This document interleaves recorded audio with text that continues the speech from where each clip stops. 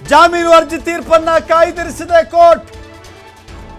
Darshan just miss ಅಂತ ಹೇಳ್ಬೋದಷ್ಟೇ, but ತೀರ್ಪು ಕಾಯ್ದಿರಿಸಿದೆ court. ಇವತ್ತು ತೀರ್ಪು ಪ್ರಕಟ ಆಗಿಲ್ಲ ಅಷ್ಟೇ, ಬಟ್ ಟೆನ್ಷನ್ ಕಂಟಿನ್ಯೂ ಆಗುತ್ತೆ. ದರ್ಶನ್ಗೆ ಟೆನ್ಷನ್ ಕಂಟಿನ್ಯೂ ಆಗುತ್ತೆ. ತೀರ್ಪು ಬರುವವರೆಗೂ ಕೂಡ ದರ್ಶನ್ನ ಎದೆ ಢವ ಢವ ಢವ ಹೊಡಿತಾನೆ ಇರುತ್ತೆ. ಜಾಮೀನು ಅರ್ಜಿಯ ವಾದ ಮತ್ತು ಪ್ರತಿವಾದವನ್ನು ಆಲಿಸಿದ ನಂತರದಲ್ಲಿ ಕೋರ್ಟ್ ತೀರ್ಪನ್ನು ಕಾಯ್ದಿರಿಸಿದೆ.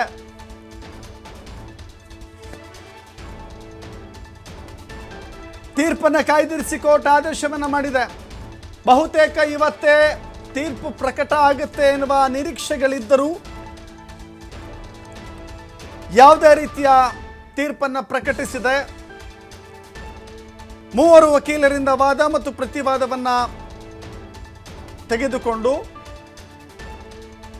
ತೀರ್ಪನ್ನು ಕಾಯ್ದಿರಿಸಿದೆ. ಏನಾಗುತ್ತೆ ಎನ್ನುವ ಆತಂಕ, ಏನಾಗುತ್ತೆ ಎನ್ನುವ ಕುತೂಹಲ ಖಂಡಿತವಾಗೂ ಇದ್ದೇ ಇರುತ್ತೆ.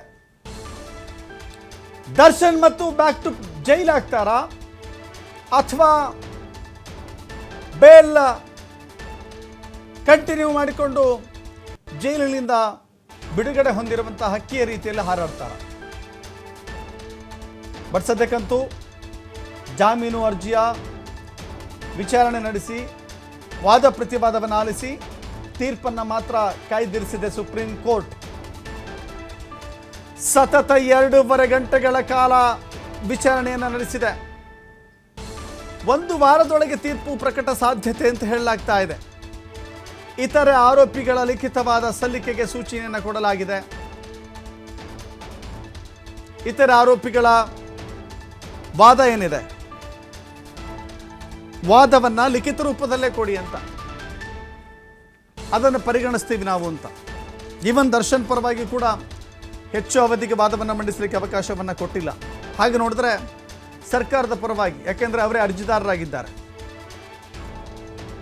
ಸರ್ಕಾರ ಅರ್ಜಿದಾರರಲ್ಲಿ ಮೇಲ್ಮನವಿಯನ್ನು ಸಲ್ಲಿಸಿದ್ದು ಸರ್ಕಾರ.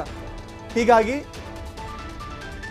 ಸರ್ಕಾರಿ ಅಭಿಯೋಜಕ, ಸರ್ಕಾರದ ಪರ ಅಭಿಯೋಜಕ ಸಿದ್ಧಾರ್ಥ್ ಹೆಚ್ಚು ಅವಧಿಗೆ ವಾದವನ್ನು ಮಂಡಿಸಲಿಕ್ಕೆ ಅವಕಾಶವನ್ನು ಕೊಡಲಾಯಿತು, ಹೆಚ್ಚು ಸಮಯ. ದರ್ಶನ್ಗೆ 15 ನಿಮಿಷ ಅಷ್ಟೇ. ದರ್ಶನ್ ಪರವಾದಂಥ ವಕೀಲ ಸಿದ್ಧಾರ್ಥ್ ದವೆಗೆ 15 ನಿಮಿಷ. ಅದಾದ ನಂತರದಲ್ಲಿ ರಿಟರ್ನ್ ಫಾರ್ಮೆಟಲ್ಲಿ, ಲಿಖಿತ ರೂಪದಲ್ಲಿ ನಿಮ್ಮ ವಾದವನ್ನು ಮಂಡಿಸಿ ಅಂತ. ಇನ್ನು ಕೆಲವು ನಿಮಿಷಗಳಲ್ಲಿ ಪವಿತ್ರ ಗೌಡಳ ಕೇಸನ್ನು, ಪವಿತ್ರ ಗೌಡಳ ಪರವಾದಂಥ ವಕೀಲೆ ವಾದವನ್ನು ಮಂಡಿಸಿದ್ದಾರೆ ಕೆಲವು ನಿಮಿಷಗಳಲ್ಲಿ.